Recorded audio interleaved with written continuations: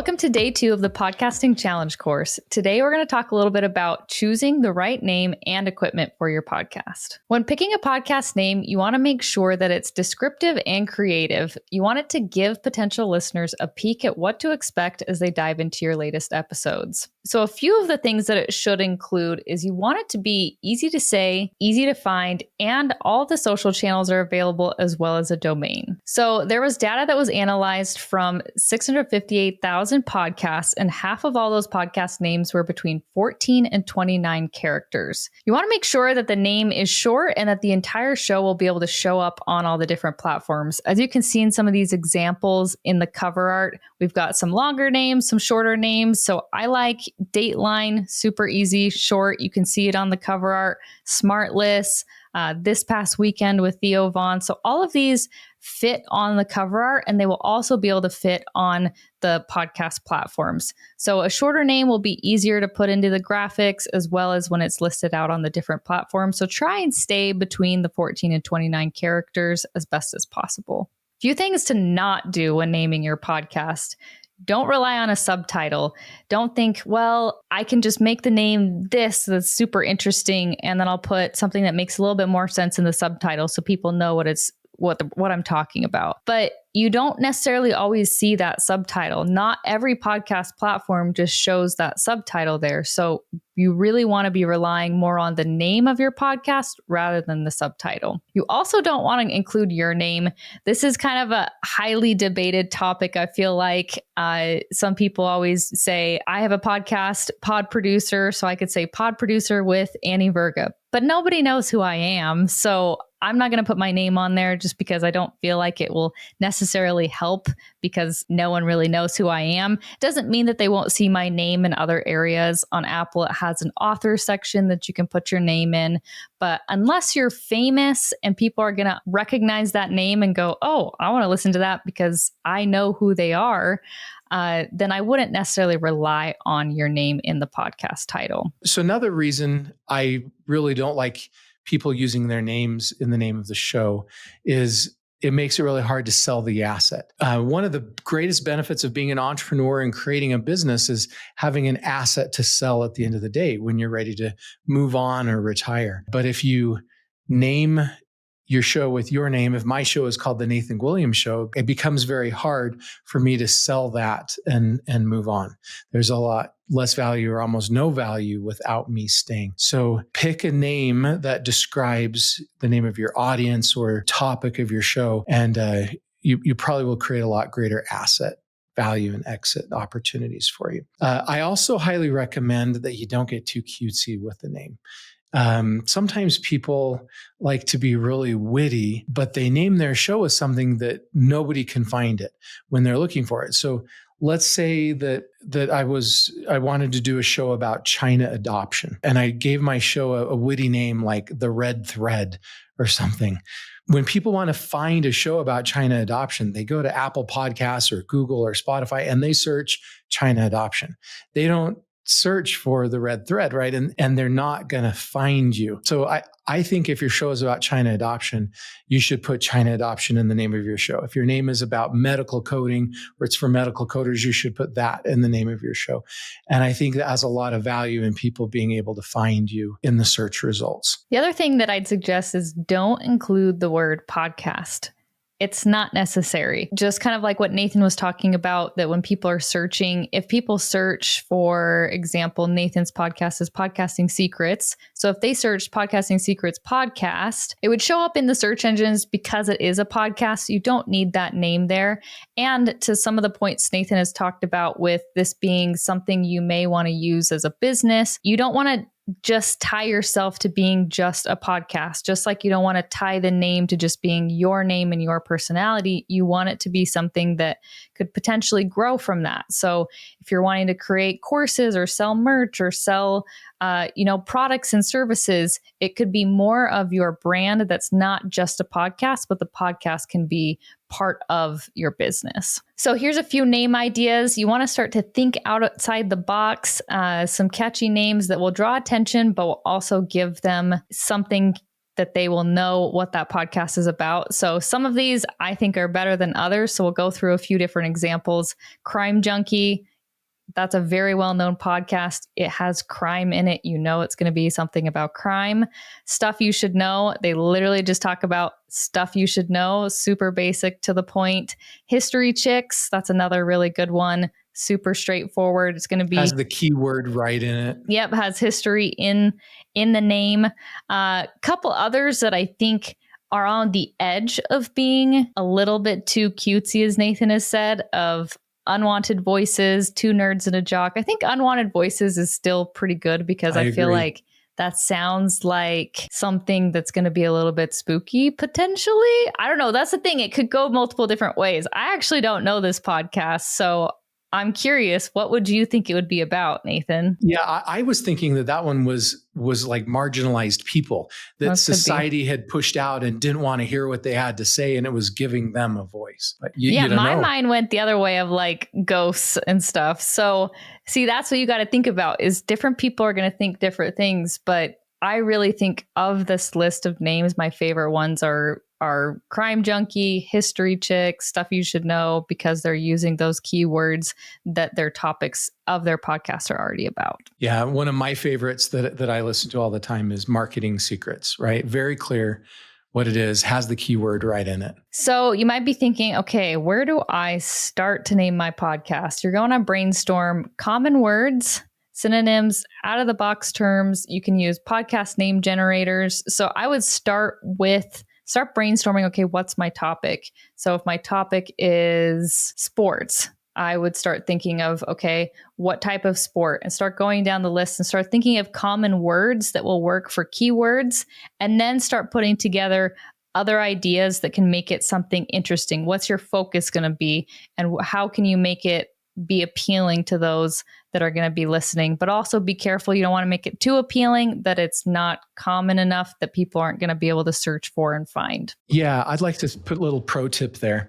One secret I use at this stage when I'm looking for a name is I go to a website called expireddomains.net. You create a free account and you log in, and it has a big database of millions of domain names that people have registered and then they allowed to expire. And so you can pick the keyword that your show is about. Let's say it was about marketing or China adoption. You go put in that keyword, and then you put in other filters, like maybe you only want to see the .com domains. Maybe you want to only see domains that are over a certain length.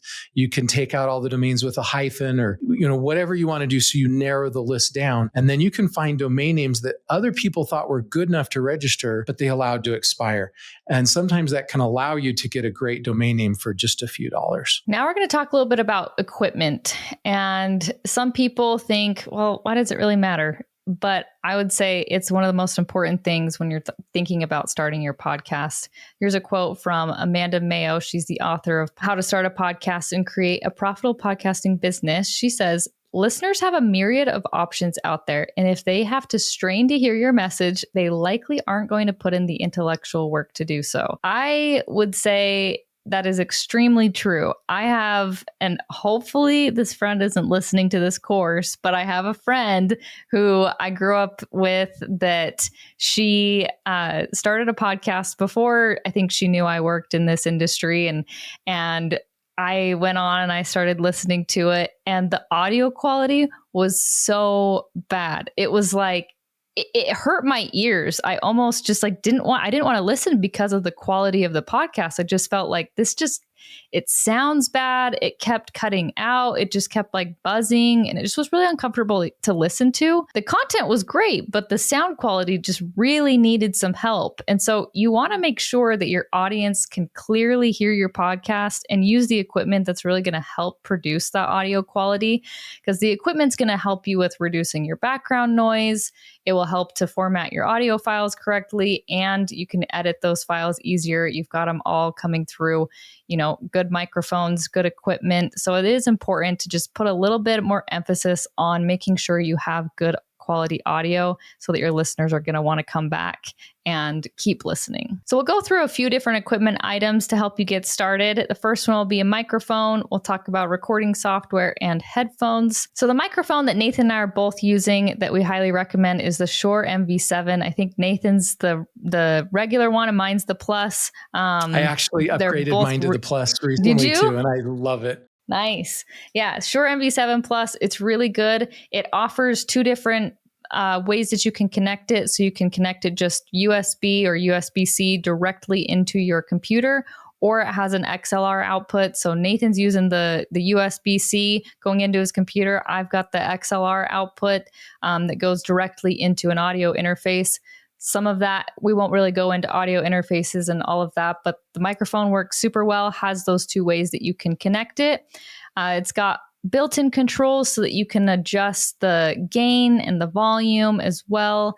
Really good microphone. It also comes with, you can download an app, and that will also help you to adjust the EQ, adjust the levels, different modes, all of that if you want to be picky about how your microphone is going to pick up the audio.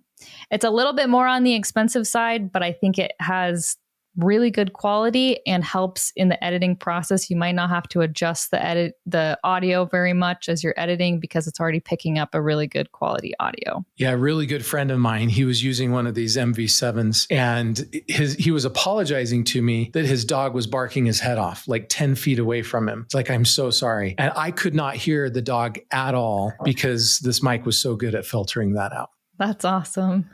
I need that. My dog barks like crazy, so... Next thing I would suggest is headphones. It's not required, but I do say it is a good rule of thumb, just because if you are recording with somebody else and their audio is coming through their computer, it can sometimes pick it up in your microphone. But even like Nathan just said, the MV7 is really good at not picking up that extra audio. But if you'd like to, I've got AirPods in, so you don't have to use over-the-ear headphones. If you'd like to, you can. I know some people, I don't really want to because I don't want to mess up my hair and have the big headphones on.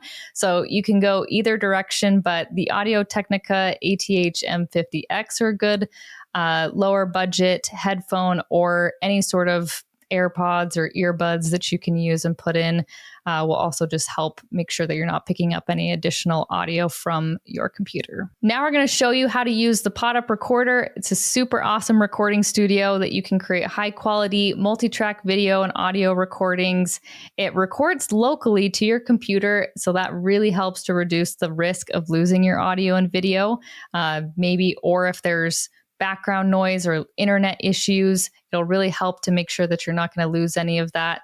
So we'll show you a little bit on how to use that PodUp recorder and get started on recording your episodes. All right, I'm excited to tell you guys one really awesome incentive to help you get on top of publishing your first episode. When you publish your first episode, you will be able to get a free PodUp t-shirt that we will send your way. So when you finish publishing that episode and it is live on all the podcast platforms, please send us an email to support@podup.com with your name, with the link to the episode, as well as your address, and we will get you that free t-shirt.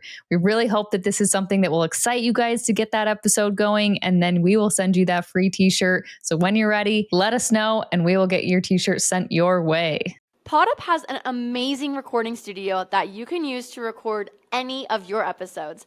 I'm going to show you guys just a little bit of how you can do that. So when you're in your PodUp account, the first thing you're going to do is go to this left-hand side and click on record and go to the recorder. Then it's going to give you the option to create multiple studios. I am often asked the question, why do I need to create multiple studios? You don't have to. You can only have one studio. However, the reason you have multiple studios is that you can house all of your recordings in different places. So say you had 2 podcasts, you could create 2 different studios for each of those podcasts to keep the podcast separate from any of your other ones. If you have several seasons in your podcast, this is another way you can organize it. It really just is a way for you to internally organize your podcast.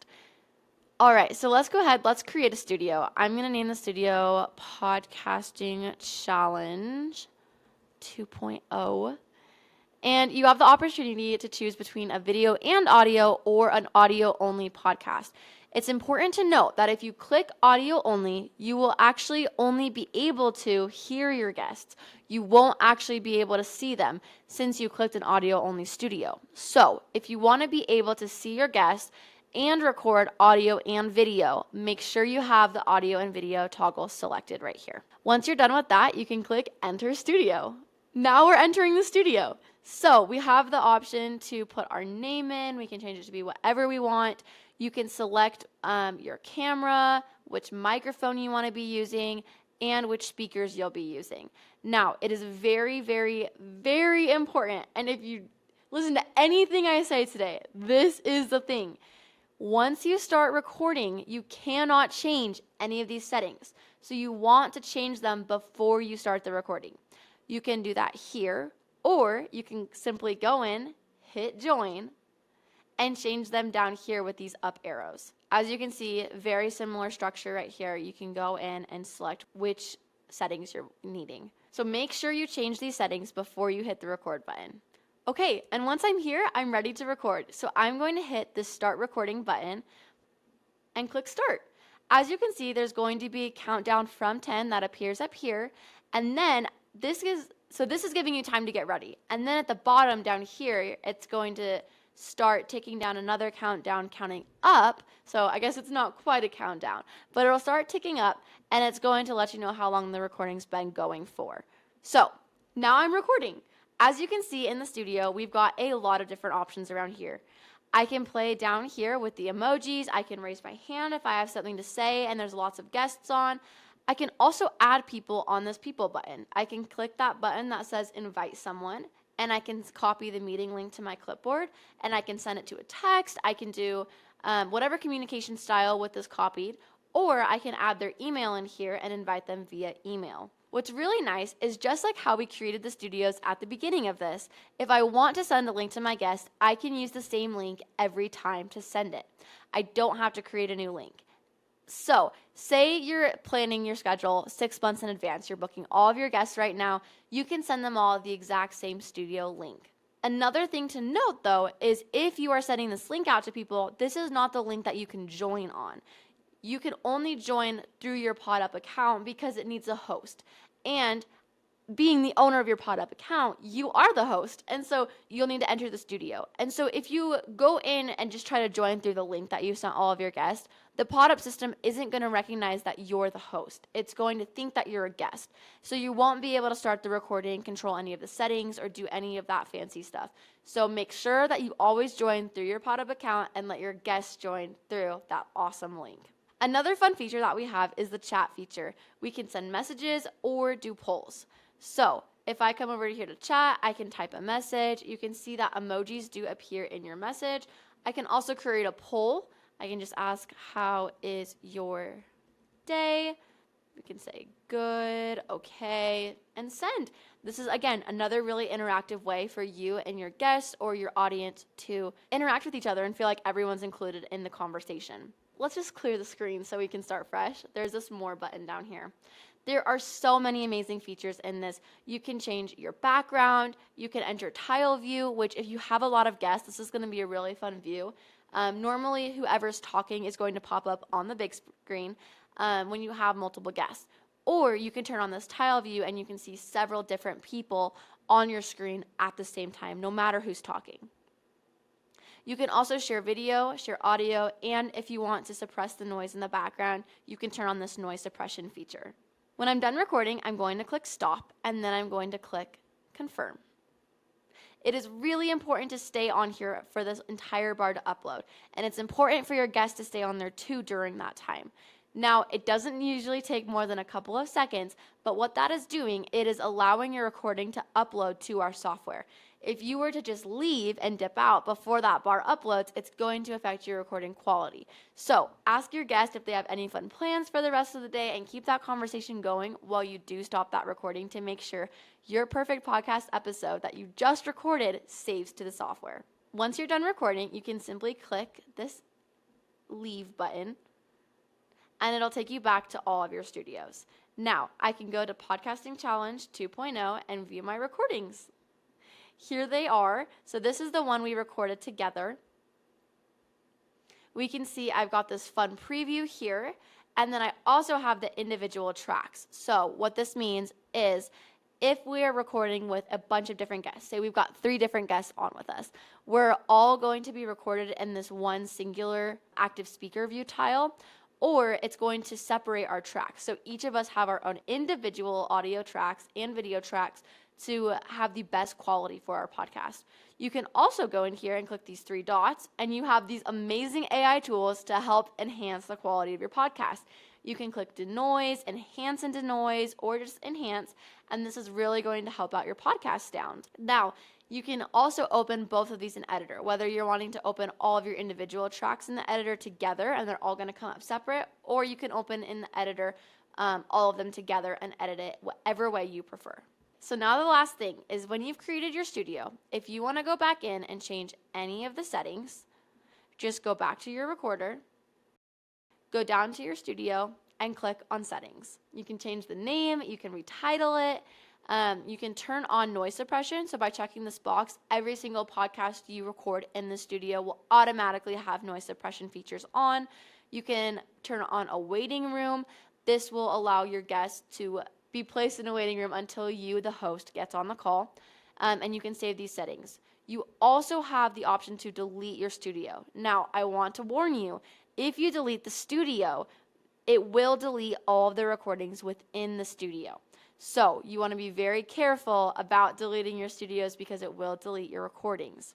Okay, I'm going to go ahead, click that save button, save my settings, and there you have it. If you have any questions about the recording studio, please feel free to let us know and to reach out to us. For your action items, you're going to want to pick your podcast name. So start brainstorming different ideas, thinking of ideas for the theme of your podcast and that name. You can actually go into and use Nathan's tip of going to expireddomains.net and look at what domains there are. And I recommend that you look for the .com. Sometimes people go with different extensions on the end of their names, and it's kind of like going with an 866 phone number, right? If you buy a big billboard and you put an 866 phone number up there, 15 or 20% of all the people that call you are going to call the 800 number. You're going to spend all that money advertising and then send a bunch of your traffic to your competitor.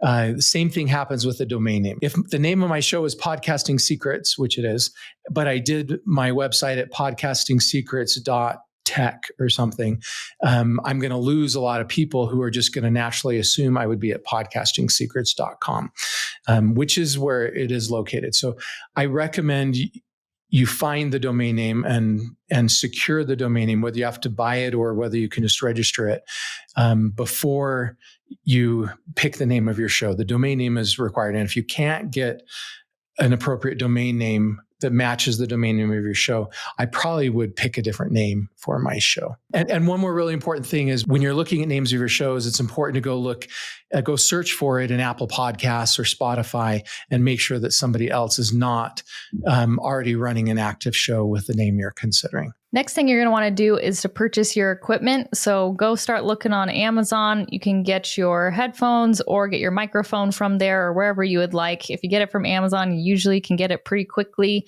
and then you can get ready to start your recordings. Thanks for joining us for day 2. We're excited to join you for day 3. Day 3, we're going to be talking all about domains and picking out that domain name and finding how you can register it.